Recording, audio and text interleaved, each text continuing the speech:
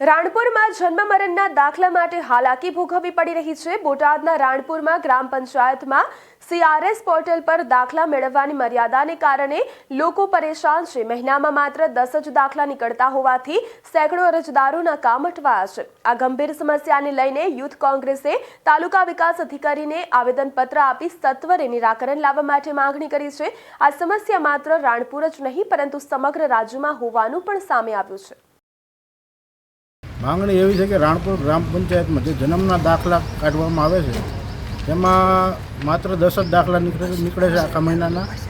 હવે આપણે અરજી આવે છે રોજની 20, ટોટલ મહિનાના 400-500 દાખલા થાય પણ 10 જ નીકળે છે। તો આ એક લોકોને પરેશાની થાય છે, લોકો અમને વાત કરે છે, પ્રોબ્લેમ કહે છે, પણ એનું કોઈ નિરાકરણ નીકળે એના માટે TDO સાહેબ પણ અમને આવ્યા હતા, અમે આવેદન આપ્યું।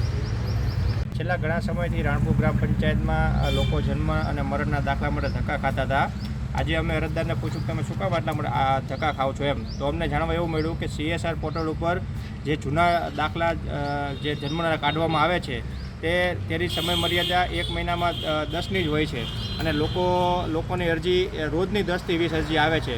હવે માની લો રોજની 10-20 અરજી આવે તો મહિનાની 400થી 500 અરજી થાય અને ખાલી એના સામે દાખલો નીકળે ખાલી 10 જ તે, એટલે અરજદારને બહુ પારાવાર મુશ્કેલી પડે છે, અરજદાર ધક્કા ખાય છે અને આ CSR પોર્ટલમાં 10 જ દાખલા નીકળે છે। અમે TDO સાહેબને આવેદનપત્ર આપ્યું કે ભાઈ આ જે પોર્ટલની મર્યાદા છે તેને વધારવામાં આવે જેથી રાણપુરની પબ્લિક હેરાન ન થાય અને પરેશાન ન થાય તેવી અમારી માંગણી હતી અને TDO સાહેબે અમને ખાતરી આપી છે કે ભાઈ હમણાં નવા કોઈક પરિપત્ર થયો છે એમાં 10ની સમય મર્યાદા છે, અમે તમારી રજૂ ઉપર પહોંચાડશું અને આનું યોગ્ય નિરાકરણ લાવશું।